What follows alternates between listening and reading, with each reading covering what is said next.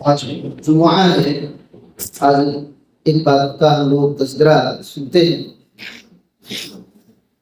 اللہ کے نبی صلی اللہ علیہ وسلم کی حدیث ہے صحیح مسلم میں، آپ صلی اللہ علیہ وسلم نے فرمایا الدنیا سجن المومن و جنت الکافر، کہ دنیا مومنوں کے لیے قید خانہ ہے اور کافروں کے لیے جنت ہے۔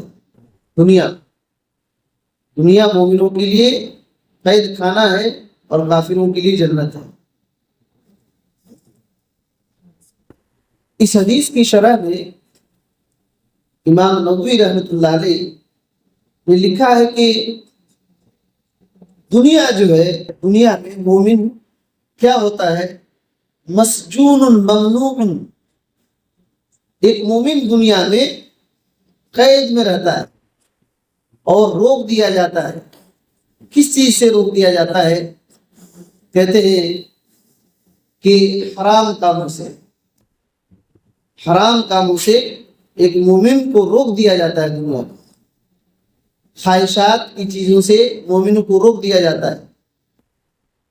وہ تو اس کے اختیار میں ہے کہ کر سکتا تھا حرام، لیکن اللہ نے روک دیا ہے، اللہ نے روک دیا ہے۔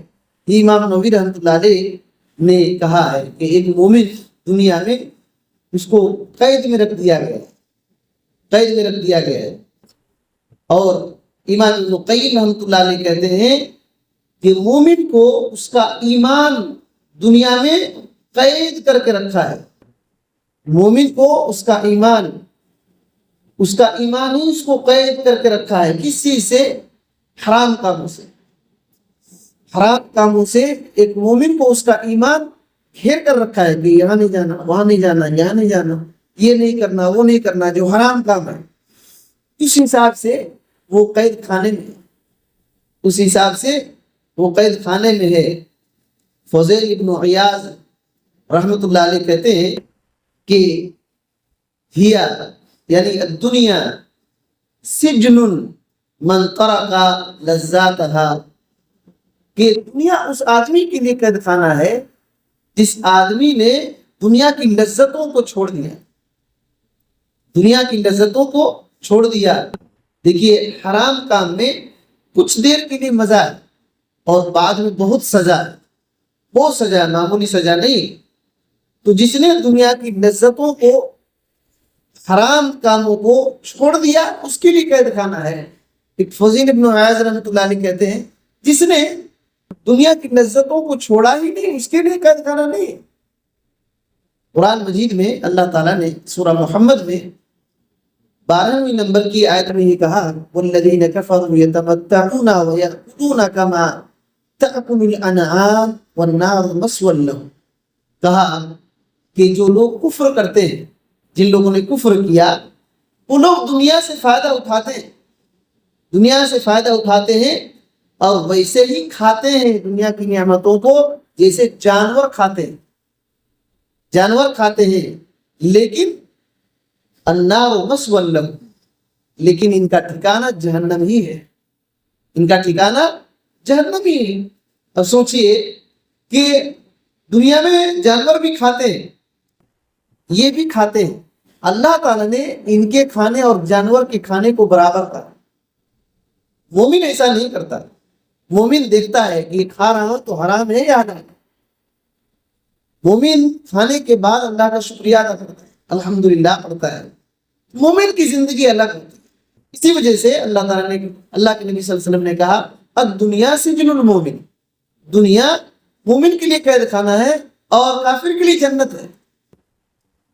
اس بات کو بہت سارے لوگ سمجھ ہی نہیں پاتے۔ ایک مثال سے ہم لوگ بات سمجھتے ہیں اور بات ختم کرتے ہیں۔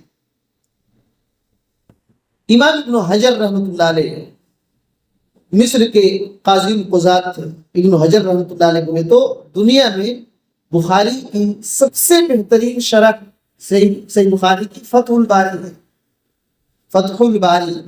انہوں نے لکھا، ابن حجر رحمۃ اللہ علیہ، ابن حجر پتھر کا بیٹا، اس وجہ سے ان کو کہا جاتا تھا اللہ نے اتنا علم دیا، اتنا حافظہ دیا، ایک بار کوئی چیز پڑھ لیتے تھے جیسے پتھر میں لکھ دیا جاتا اور مٹتا نہیں، ویسے ہی ان کی حالت تھی، ویسے ہی ان کی حالت تھی، اتنا ذہین، بہت بڑے عالم۔ اور تعجب کی بات ہے کہ بہت چھوٹے تھے، ان کے ابو کا انتقال ہو گیا، بہت چھوٹے تھے، ان کے ابو کا انتقال ہو گیا تھا، ان کی ماں اور ان کی پھوپھی نے پڑھایا تھا، اور ایک تاجر نے بڑے بڑے علماء کے پاس لے جا کر کے بیٹھایا تھا۔ بہرحال بہت بڑے عالم گزرے ہیں ابن حجر رحمۃ اللہ علیہ، یہ مصر کے قاضی القضات بولے تو چیف جسٹس بنے۔ تو جب جہاں فیصلے ہوتے ہیں نا، وہاں بہترین کپڑا پہن کر کے گھوڑے کی گاڑی میں بیٹھ کر کے جا رہے ہیں۔ اس وقت بولے تو بادشاہوں کے اس میں دربار میں قاضی القضات ہے، تو ان کی شان کیا ہوگی، جا رہے ہیں تو ایک یہودی راستے میں روزانہ دیکھتا تھا، تو راستے میں ایک بار کھڑا ہو گیا۔ وہ یہودی بہت غریب تھا، بہت غریب، تیل اور بیچنے والا تھا، راستے میں کھڑا ہو گیا۔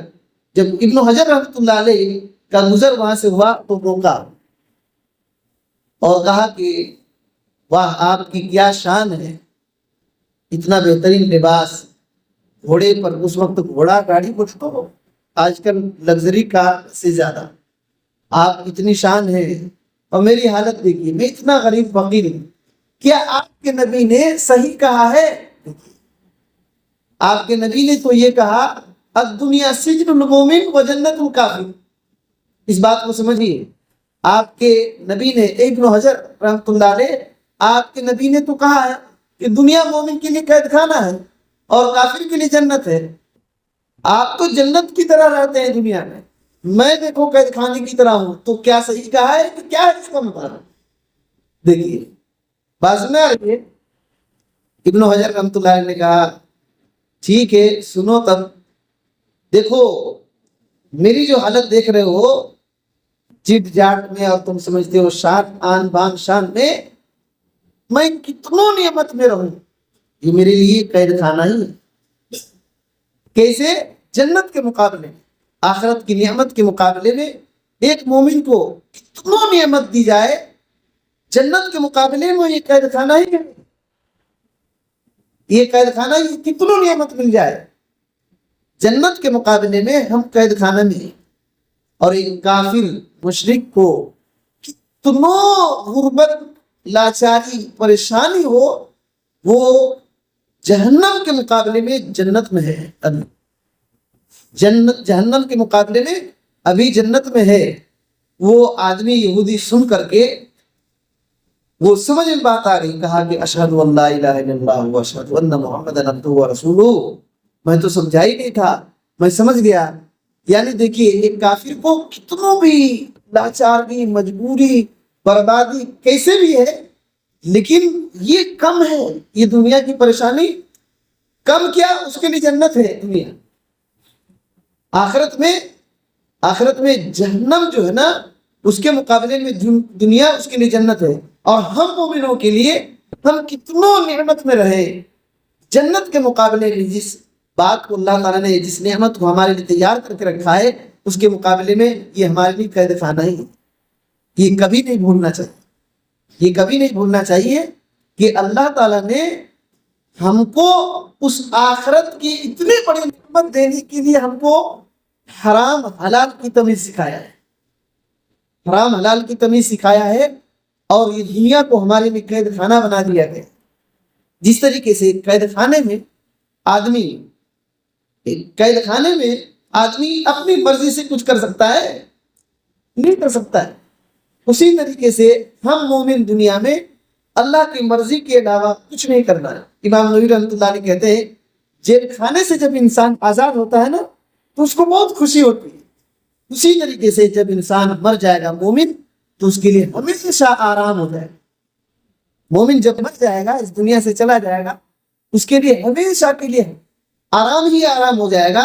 یہ دنیا میں جب تک زندہ رہے گا اس کو پریشانی رہے گی، لیکن یہ پریشانی آخرت میں بہت آسان ہو جائے گا، اور وہ جنت اس کے لیے ہمیشہ ٹھکانہ بن جائے گا۔